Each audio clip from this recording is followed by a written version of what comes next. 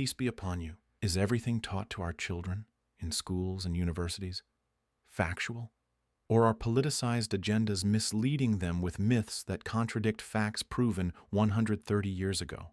Let me tell you a shocking story that summarizes much of what goes on in Western science. The story of the whale's pelvic bones. So stay tuned. If you were to ask the evolution myth zealots, what is the clearest example of evolution? They would say, the evolution of whales. If asked to provide evidence for this evolution, they say, the posterior bones in whales. Whales have two useless bones which are clearly remnants of hips and legs of a terrestrial that walked on land 52 million years ago. Then it underwent random mutations and natural selection until it evolved into the whale we now know.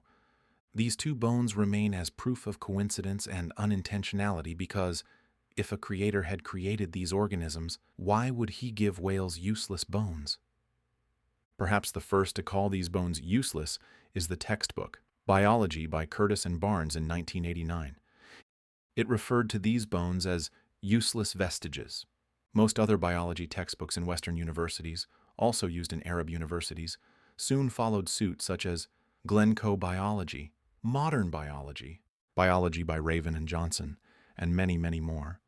In fact, almost all biology textbooks studied by students of medicine, pharmacy, nursing, biology, as well as high school students in international programs, IG, SAT, etc., contain diagrams and statements asserting the uselessness of these bones under the title, Evidence for Evolution. Almost every myth zealot presents these bones, proudly, as evidence for evolution. Here's Jerry Coyne. We have many vestigial organs that can only be explained by evolution. Here's one of them. If you look at whale skeletons in natural history museums hanging from the top, you'll often see these two limb bones suspended. Why are they there? They don't seem to have any function at all. And Richard Dawkins. But amazingly, if you look inside, deep inside a whale, you'll find vestiges. Vestiges of hind limbs, little tiny remnants of bones, which show that the ancestors had real hind limbs that they actually used for walking. So, what happened next? In 2014, an evolution journal, even named after the myth Evolution, published a paper titled Sexual Selection Targets Cetacean Pelvic Bones in Dolphins and Whales. After this publication, news sites were suddenly flooded with headlines such as, Whale reproduction, it's all in the hips. Really? So they are useful? Not only useful, but essential for reproduction. And without them, whales would not exist. USC News even said, new study turns a long-accepted evolutionary assumption on its head, finding that whale pelvic bones play a key role in mating. Here is the Smithsonian website, an extreme advocate for the myth, publishing under the title, Whales Make Good Use of Their Pelvises. Great. Did these sites then admit that the myth of evolution has been undermined after the collapse of the evidence they constantly relied on?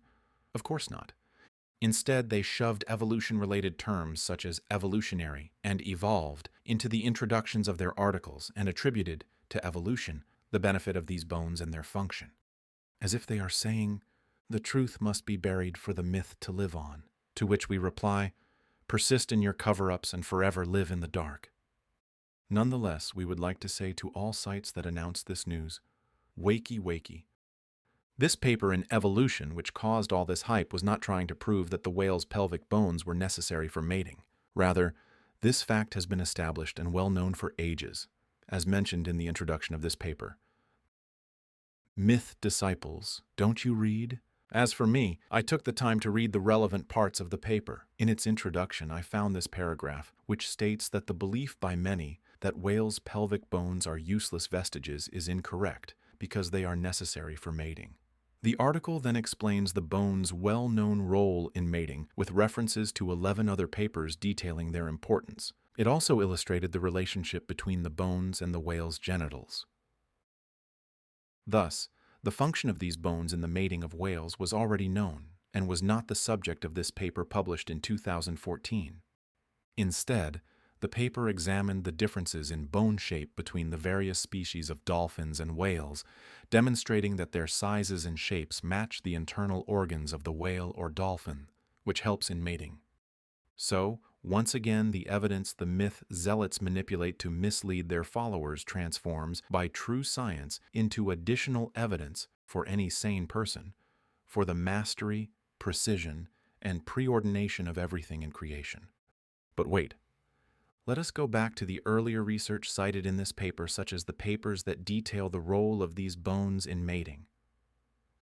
Strangely, dear viewers, the first scientific paper to mention the importance of these bones in mating is the Struthers paper published in 1881, 1 year before Darwin died. So the importance of these bones in mating has been known since Darwin's time. Not since the 2014 research as scientific websites presumed, but since my great-great-grandfather's time, Allah's mercy be upon them. Struthers was a disciple of the myth. In his paper, I found that he studied these bones in detail, sketched them, and described fully their relationship to genital organs in whales. Struthers said that these bones were rudiments of legs from the evolutionary ancestors of whales, and that their function in whales changed and became restricted to mating. For now, let's ignore this absurd obstinacy to prove the myth. What matters is that Struthers, more than 130 years ago, explained the role of these bones in detail. Many researchers after him confirmed this role in their publications. In 1885, 1907, 1918, 1922, 1932, 1966, 1998, 2004, 2007, and 2009. All these papers consider the role of the bones in mating as a given fact, then move on to delve into their main topic. But wait! Isn't this funny? Assuming that bones, which used to be for walking, are now for mating. How did Struthers conclude that the thigh bone, the femur, evolved into bones related to whale genital organs to help with mating? How could he claim that without evidence? As it's a mess, whichever way you look at it, why not erase the fact that pelvic bones help in mating and keep the hypothesis that whales evolved from terrestrials? This magic trick was actually done in the book Biology by Curtis and Barnes, where instead of the sentence, "The bones are evolutionary vestiges essential for the mating of whales," we find, "The whale retains pelvic and leg bones as useless vestiges." After Biology by Curtis and Barnes, a large number of accredited books followed suit, as we have shown. Accredited textbooks taught by professors at universities, textbooks that are proofread, reviewed, and updated almost every year. Yes, how is that possible? In the conclusion of the evolution paper that caused the hype in 2014, the researchers, who are also disciples of the myth, reiterate the role of these bones in the mating of whales, and describe those who call them useless as non-cetacean biologists. Non-cetacean. Then, where are the cetacean biologists to call out this terrible mistake that has tainted biology textbooks with a myth contradicting facts known for the past 130 years? So, to the scientific websites that published, "We have finally discovered the role of the bones in the whale's hind," we say, "Wakey, wakey." This fact has been well known for 130 years. But many myth disciples do not bother to read. Therefore, we have a piece of advice for the myth disciples. In science, you cannot use a 100-year-old book to say, "I criticize evolution." No. Science relies on constant updates. If you rely completely on a book written, even 5 or 4 years ago, you might lead yourself into a scientific scandal. If you want to speak about science, you stay constantly up to date. Science knows no rest. One cannot sleep, then wake up to carry on with science. Exactly. Well done. Thank you. Let's see how you keep up with science. You may wonder where the hind limbs are in this huge, smooth body that swims in water. True. There aren't any hind limbs, but if you inspect the anatomy of the whale, you will be amazed. You will find a group of small bones, much smaller than the bones found in the fin. But when these bones were studied and examined, it became crystal clear that they were of 2 hind limbs, vestigial bones, utterly useless, as universally accepted by biologists. The bones are inside the whale's body. Clear? They have clearly not adapted in any way or form to the smooth, elongated body of this swimming animal. Utterly useless, unnecessary. Why are they there then? Why are they deeply situated at the rear? Because they are vestigial remnants, undoubtedly. These bones used to form two hind legs, which were, once upon a time, useful and necessary for a tetrapod, an animal walking on four limbs. Certainly it did not walk in water, it definitely walked on land. Strange and fascinating evidence. Yes, strange and fascinating evidence indeed. Utterly useless, as universally accepted by biologists. Utterly useless, as universally accepted by biologists. To some we say, wakey, wakey, while others still need to wake up.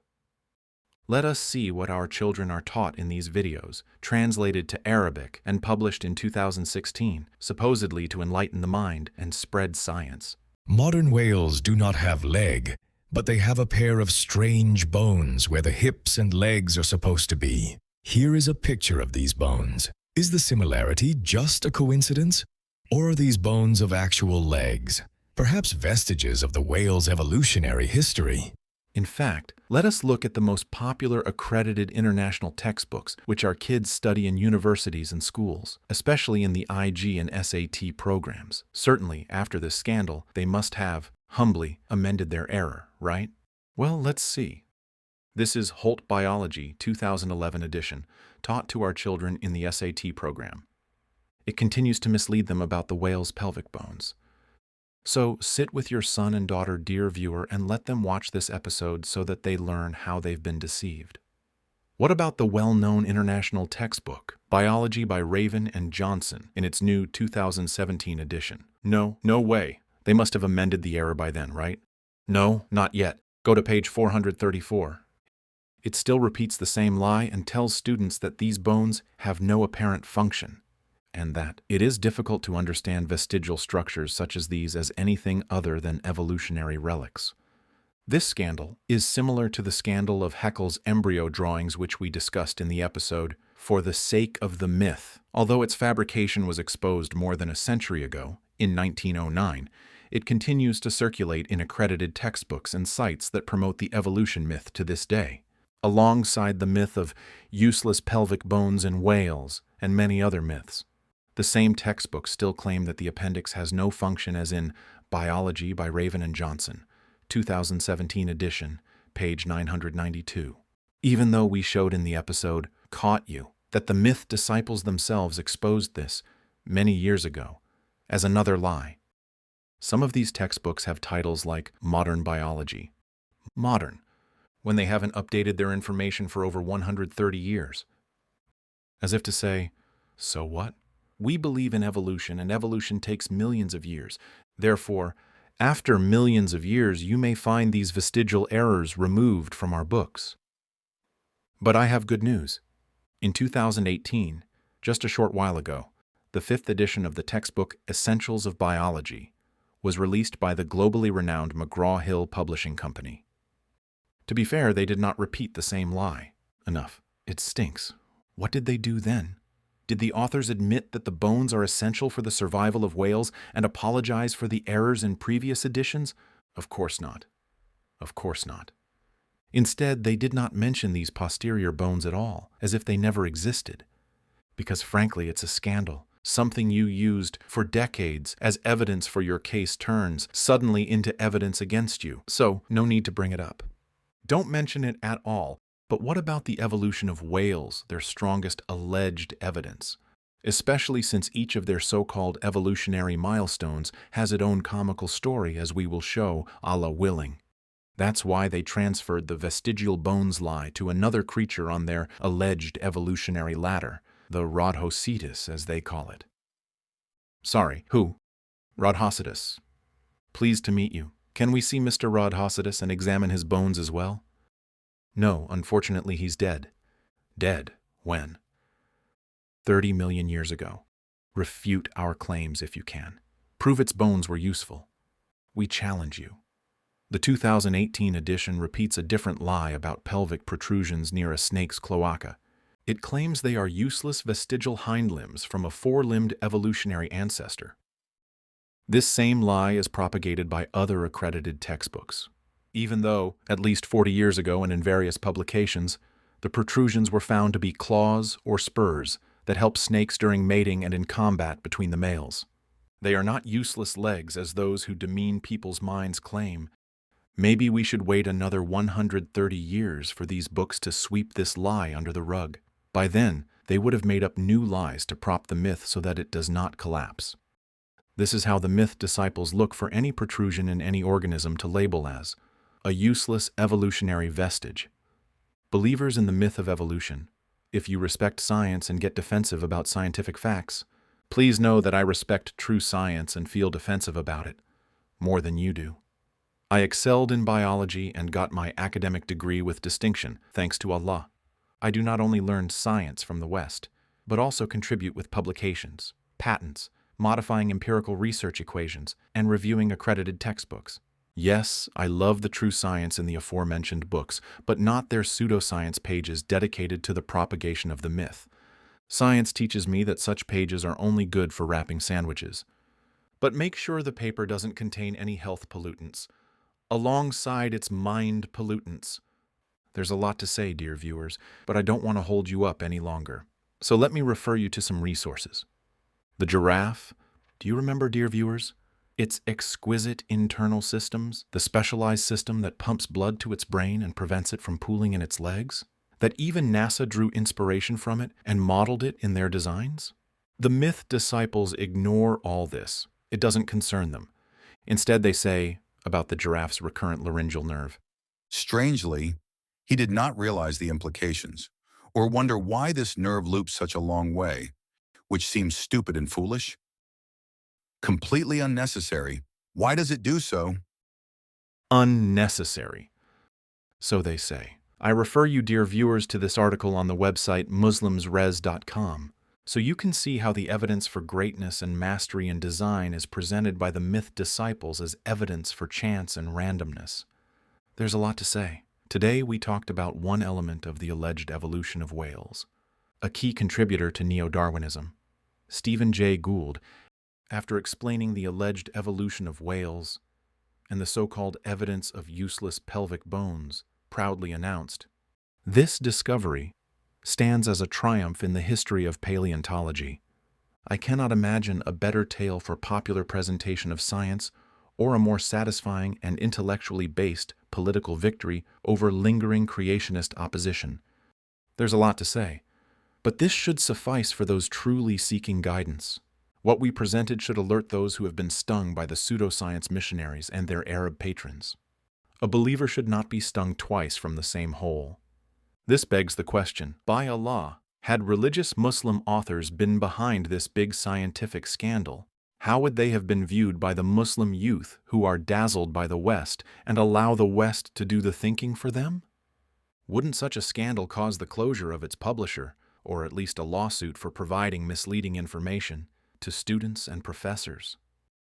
The story of the whale's pelvic bones has taught us a lot, dear viewers. We now have a deeper conviction that what the myth zealots use as a doubt against creation can, with true science, become new evidence for Allah's words, translated as the making of Allah who has perfected everything. We've learned that we must warn our children in universities and schools to prevent them from becoming new victims of outdated misinformation and politicized pseudoscience.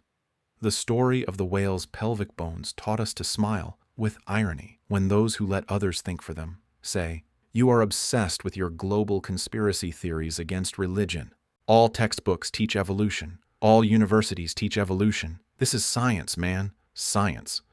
This begs the question. When we see, in these textbooks that get thoroughly reviewed, such myths lingering for decades or for more than a century, should we view them as mere errors? Or as a result of the politicization of science? Or is science used to mislead people? I won't answer now, I'll leave it to you. But we will make an important stop later in the appropriate sequence in the series to present some shocking, well-documented facts, some of which I witnessed personally, that will help answer these questions, Allah willing. But it is very important to conclude with what we started. If, dear viewer, you didn't watch any of the 3 episodes, Caught You, The Cocktail, or Wakey, You shouldn't feel obligated to find answers to all the previous questions. You should simply, while leaning back and sipping your espresso, tell the myth disciple, the burden of proof falls on you to prove that your randomness and blind selection can bring about the same organisms whose parts you want me to explain, their function. Our answer is reasonable and logical. Everything that was mentioned in these 3 episodes is merely a side note to tell the myth zealots, go read and learn before you speak, you ignorant people. O Allah, teach us what is of benefit, benefit us with it, guide us, and use us to guide others. Peace be upon you.